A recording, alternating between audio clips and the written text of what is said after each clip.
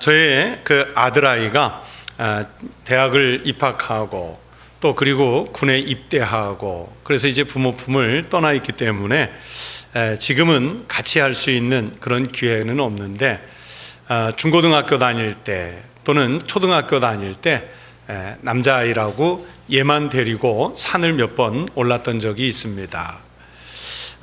그런데 아들과 산을 오르면서 아이에게 보여주고 싶었던 것은 산의 형세나 어떤 경치 이런 것을 보여주고 싶었다기보다는 산을 통해서 아이에게 인생을 얘기해 주고 싶었습니다.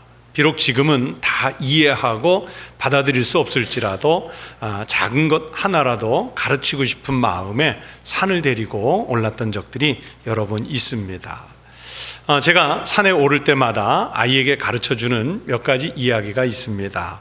하나는 산은 오른 만큼 보인다 하는 것입니다. 밑에선 보이지 않지만은 올라간 만큼 보이는 게 있습니다. 또 산은 올라갈 때보다 내려올 때 더 조심해야 된다. 또 산이라고 하는 것은 올라가다 보면 항상 오르막길만 있는 것은 아닙니다. 올라가는 중에도 내리막길이 있다. 그리고 산은 정상에 올라가면 계속 거기에 머물러 있을 수는 없고 언젠가는 또 내려와야 한다. 거기에 각각의 다 의미가 있지만 다 받아들였을는지는 모르겠지만 그런 것들을 산을 통해서 인생을 좀 가르쳐주고 싶었습니다. 산에 갔으면 산만 보고 오면 되지 뭐 그렇게 복잡하게 생각하고 올라가느냐 그러는지 모르시겠지만은 그래도 지금도 마찬가지입니다. 가끔 산을 오르다 보면 그 산을 통해서 참 많은 것을 보게 되고 인생을 생각할 수 있는 그런 기회를 갖게 됩니다.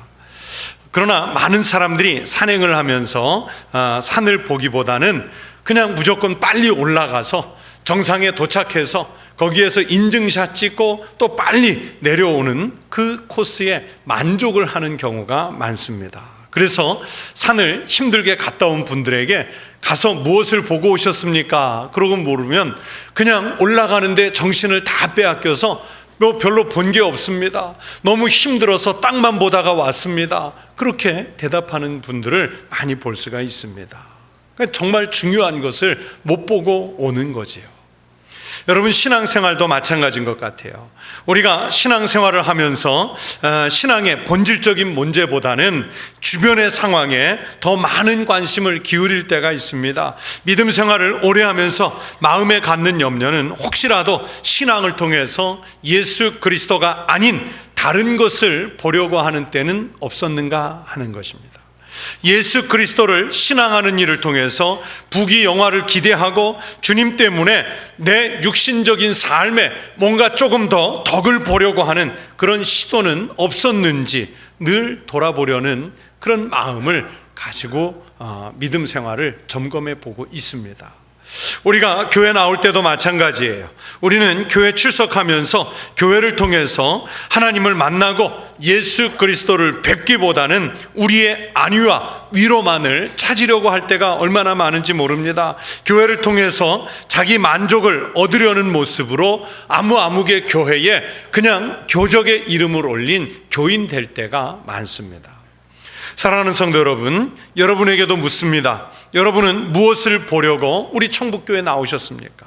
여러분은 무엇을 얻기 위해서 여기에 지금 이 시간에 앉아 계십니까? 넓은 인간관계라든지 물질의 축복이라든지 낭만이라든지 나름대로의 좋은 일을 위해서 교회를 찾은 것은 아닙니까? 그러나 여러분 분명한 것은 그렇게 인간적인 것을 찾으려고 하면서 교회를 찾는 것은 이건 실수입니다. 그런 것을 찾으려고 하면 사실 교회 밖에 훨씬 더 좋은 모임들이 많이 있습니다. 물론 교회에서도요 넓은 인간관계라든지 물질의 이익이라든지 세상 일을 같이 할 사람 이런 것들을 얻을 수는 있지만 세상의 다른 모임에서 얻는 것에 비하면 별로 큰 도움은 되지를 않습니다. 교회에서 이익을 얻으려면 이익을 그 얻으려는 사람이나 받으려는 사람이나 특별히 유별나게 주고받을 수 있는 것이 없는 거예요. 이게 바로 교회예요. 그런데도 많은 분들이 우리 교회를 찾고 하나님께서 세우신 교회들을 찾아갑니다. 무엇을 보려고 나갑니까? 무엇을 보시려고 교회를 찾으십니까? 너희가 무엇을 보려고 광야에 나갔더냐?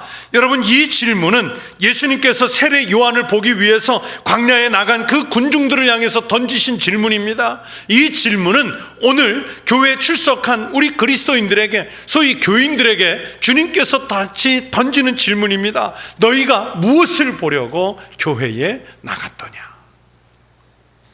이 질문은 군중들이 도심을 떠나서 요한이 설교하고 있던 유대 광야까지 갔던 이유를 무엇인지 묻는 내용입니다. 유대 군중들은 세례 요한이 유대 광야에서 회개의 세례를 베풀었을 때 때를 지어 그에게로 나아가기는 했지만, 요한이 왜 이 시대에 여기에 왔는지 진정한 의미는 알지 못한 채로 나아갔던 것입니다. 요한이 선포하고 있는 지금의 저 메시지가 어떤 내용인지 정확히 아직도 그 뜻을 모르면서, 즉 요한에 대한 참된 의미를 파악하지 못했으면서도 한때의 관심이나 또는 사람들이 말하는 그것에 대한 호기심으로 요한에게 나아갔던 거예요. 그래서 예수님은 군중들에게 너희가 무엇을 보려고 광야에 나갔더냐, 뭘 제대로 보기 위해서 광야에 나갔느냐, 이걸 묻고 계시는 거예요. 예수님은 이런 질문도 하셨죠. 부드러운 옷을 입은 사람을 보려고 나갔느냐. 이 질문도 요한에게 나아가는 목적이 잘못되었음을 일러주는 말씀입니다. 요한을 통하여 세상적인 성취를 이루어가는 모습을 보려고 했다면 이 또한 헛걸음하는 것임을 예수님께서 말씀하시는 것입니다. 요한을 통하여 우리 하나님 나라가 앞서서 선포되었다는 사실을 발견될 수 있어야 됩니다. 앞에서 요한이 갈대처럼 흔들리는 사람이 아니라는 것을 밝히신 것처럼, 또한 요한은 세상적인 부귀 영화에 매달려서 광야에서 하나님의 말씀을 선포하고 있는 것이 아니라는 사실을 예수님께서 상기시켜주고 있습니다. 오늘날 많은 사람들이 교회를 다니면서 세상적인 복을 받기를 기대하는 마음으로 다니는 경우가 많습니다. 물론 하나님께서 우리들에게 복을 내려주실 수는 있지만은, 교회에서 우리가 주님의 말씀을 듣는 까닭은 바로 그런 세속적인 목적 때문이 아닙니다.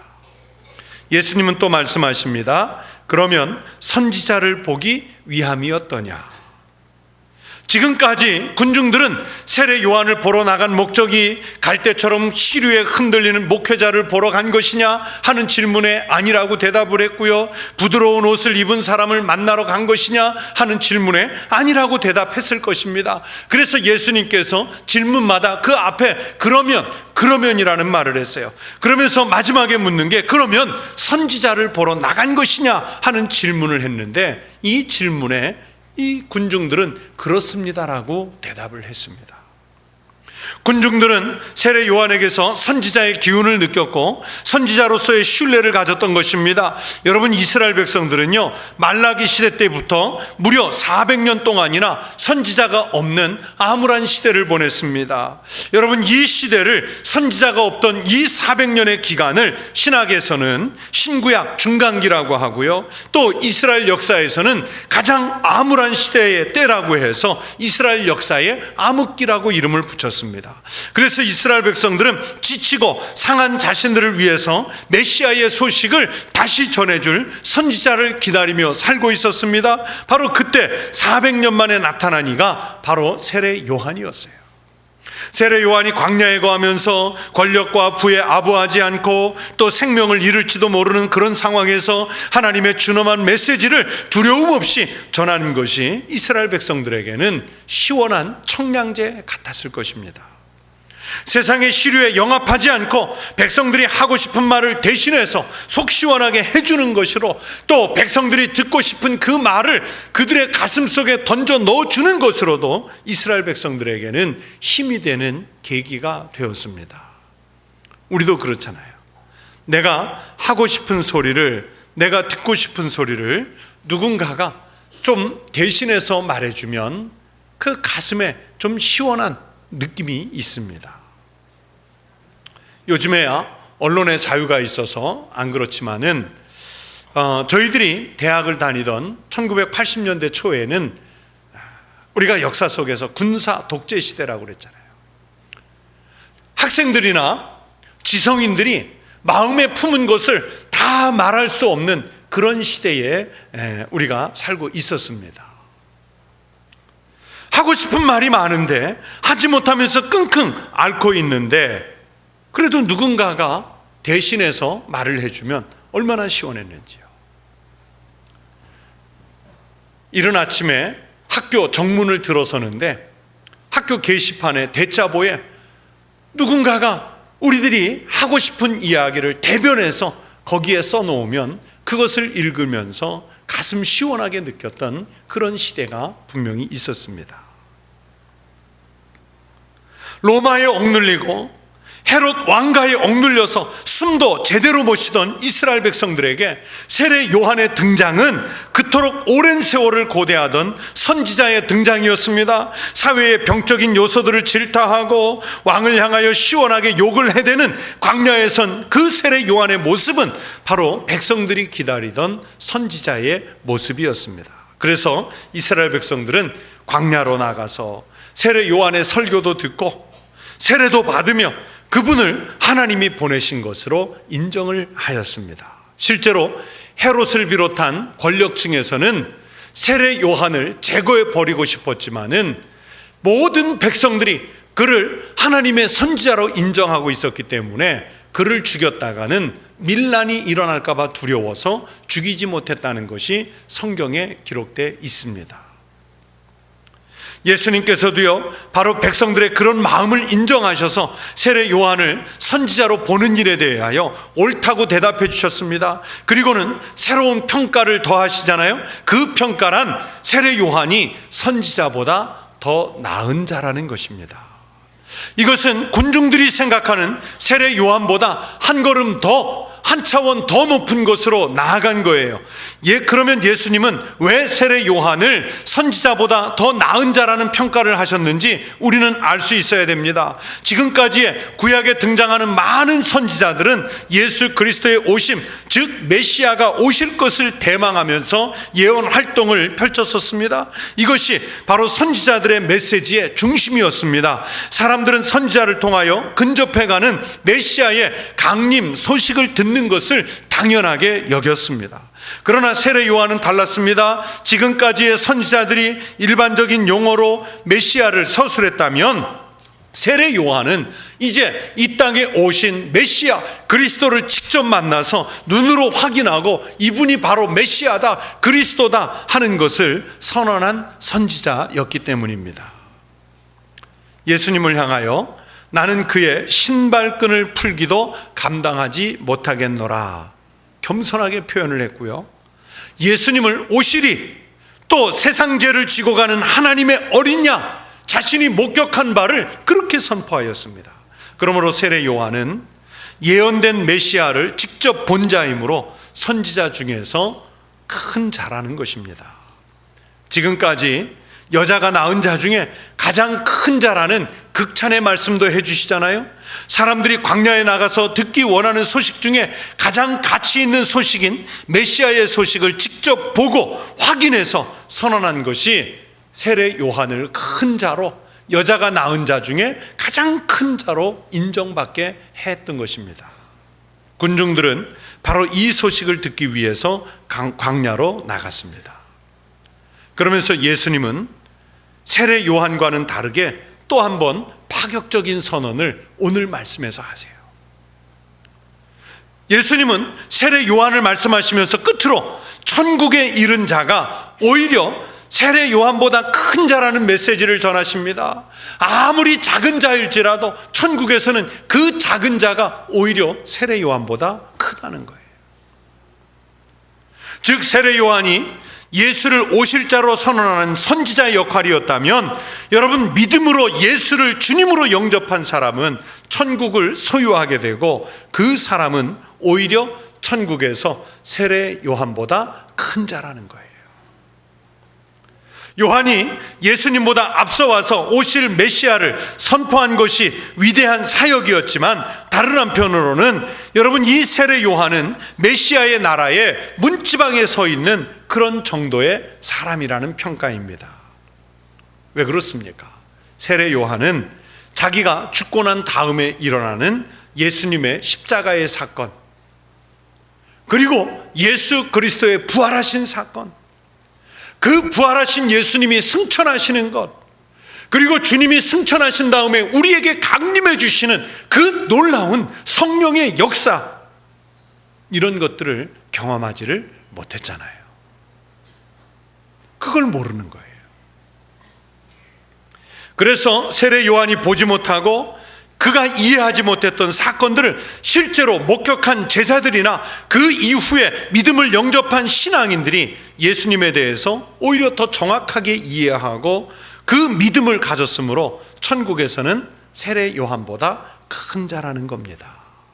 그래서 예수님은 광야에 나가서 세례 요한을 보는 게 중요한 것이 아니고 그 세례 요한을 통해서 예수 그리스도를 만나고 예수 그리스도를 뵙는 것이 더 중요한 것이라는 것을 바로 오늘 본문에서 말씀하시려는 거예요. 예수님은 이 본문 말씀을 통해서 광야에 나가서 그토록 매달리면서 요한을 보았으나 그는 위대한 선지자임에는 분명하나 반면에 그의 사역에는 한계가 있다는 사실을 일러주시는 겁니다. 여러분, 예수님은 광야에 나간 백성들이 더 큰 믿음을 가져서 한 차원 더 높은 하나님의 사역을 보기를 원하시는 것을 알 수 있습니다. 순간에 나타나는 그 현상들만을 보고 단편적인 믿음을 갖는 것을 경계하시고 감정적인 믿음을 갖지 않도록 그 군중들을 깨우쳐 주기를 원하셨던 거예요. 여러분, 오늘날 우리들의 신앙생활 속에서 이러한 모습이 발견될 때는 없습니까? 교회에 나오면서 예수를 만나는 것이 주 목적이기보다는 오히려 예수가 종적이고 주된 목적은 다른 곳에 두는 그런 신앙생활은 아닌지요. 교회 나와서 예수님을 만나고 그분을 통하여 은혜와 구원을 사모하는 신앙이 아니라 친교를 위해서 교회 나오고 이익을 위해서 교회 나오고 가정의 평화를 위해서 교회 나오고 하는 일들이라면 여러분, 이것은 모두가 다 종적인 일들입니다. 예수님이 중심이 아니라 내 관심사가 중심이 되면 여러분, 이것은 신앙의 본질을 잘못 짚은 거예요. 교회 나오면서 첫째가 되는 목적은 바로 예수 그리스도를 만나 뵙고 그분을 통해서 하나님의 나라를 소유하는 것인 줄로 믿습니다. 그리하면 삶에 필요한 모든 것은 하나님께서 다 채워주실 줄로 믿습니다. 그런즉 너희는 먼저 그의 나라와 그의 의를 구하라. 그리하면 이 모든 것을 너희에게 더하시리라. 우리가 먼저 구해야 할 것은 생활에 필요한 것들이 아니라 먼저 하나님의 나라와 하나님의 의인 줄로 믿습니다. 먼저 하나님의 나라와 의를 구하면 다른 것은 하나님께서 다 세밀하게 공급하여 주실 줄로 믿습니다. 성도 여러분, 우리는 본말이 전도가 돼서 바른 믿음을 보지 못할 때가 종종 있습니다. 이 시대의 많은 사람들이, 현대 교인들이요, 예수를 믿으면서 노리는 반대급부를 너무 크게 생각하는 경향들이 있습니다. 말씀보다는 놀라운 표적을 구하고요, 말씀을 통해서 자신들의 가려운 데를 긁어주기를 원하는 이런 자극적인 표현을 기대하고, 참된 진리보다는 자기 나름대로 설정해 놓은 어떤 일정한 신앙의 방식, 그 자신의 가치관에다가 그 크신 예수 그리스도를 다 담으려고 하는 이런 모순을 보일 때가 있어요. 교회를 통해서 정치적인 영향력을 기대하고, 교회를 통해서 시민운동을 하고, 교회를 통해서 사회 구제를 먼저 생각하는 사람들이 있습니다. 다 필요한 일입니다. 교회가 반드시 힘써서 해야 하는 일들이기도 합니다. 그러나 그것이 주 목적은 아니라는 말씀이에요. 여러분, 초대교회 성도들이 무엇으로 교회의 힘을 유지했습니까? 오늘날처럼 교회에 많은 헌금이 있어서 물질을 비축해 둔 것도 아니고, 권력층이 예수를 믿으면서 그리스도인들이나 교회를 보호해 주었기 때문에 교회가 그 역사 속에서 보존된 것도 아니잖아요.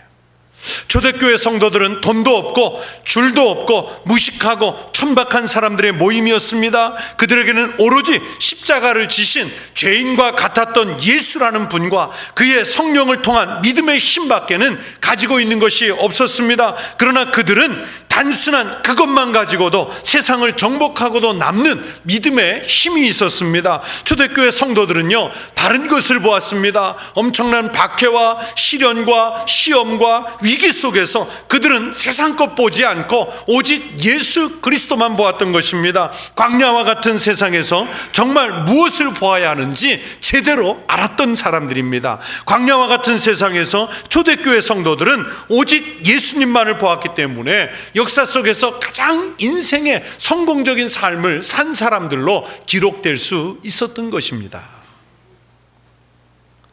오늘날 우리 현대인들의 신앙관은 여러분 분명히 무엇인가 잘못되어 가고 있습니다. 예수 그리스도보다 다른 것이 더 중요해요. 건물이 중요하고 관계가 중요하고 무엇인가 사람들에게 우리의 내세울 수 있는 자랑거리, 외양이 더 중요합니다. 그런 것들이 갖추어진 교회를 좋아하고 주님의 십자가, 주님의 희생, 주님의 낮아짐은 이제 현대 그리스도인들에게 관심 밖으로 밀려난 그런 형국입니다. 우리 예수님이 십자가나 지시고 우리 예수님이 낮아지고 희생이나 하시는 그런 초라한 모습이라면 이제 사람들이 별로 믿으려고 하질 않습니다. 그래서 현대 교회들은 예수 그리스도를 보여주려고 하는 것이 아니라 세속적인 성공, 우리 교회 나오면 사람들에게 어떤 것을 성취할 수 있는지 그것을 보여주려는 이 본질이 변화된, 변질된 그런 교회들이 돼가고 있습니다. 뜨거운 믿음의 사람, 위대한 철학자 파스칼은요, 팡세에서 진정한 기독교인은 거의 없다. 믿는 사람들은 많이 있지만 미신에 의해서 믿고 있다. 그러면서 바르지 못한 그 시대 그리스도인들의 신앙을 질책을 했습니다. 여러분, 파스칼이 살았던 그 17세기의 그리스도인들이, 그 17세기의 교회에만 여러분 진정한 기독교인이 없이 미신적인 그런 그리스도인, 그런 교회의 모습이었겠습니까? 오늘날 현대교회가 파스칼이 살던 시대보다 더하면 더하지 덜하지는 않을 것입니다. 여러분, 누가 진정한 그리스도인입니까? 화려한 옷을 입은 사람들이 아닙니다. 자기들의 그 이 관계에 따라서 갈대처럼 그 심령이 흔들리는 사람들이 아닙니다. 자기 이익에 유리함이나 불리함에 여러분 그 마음이 변질되는 그런 신앙으로는 안 됩니다.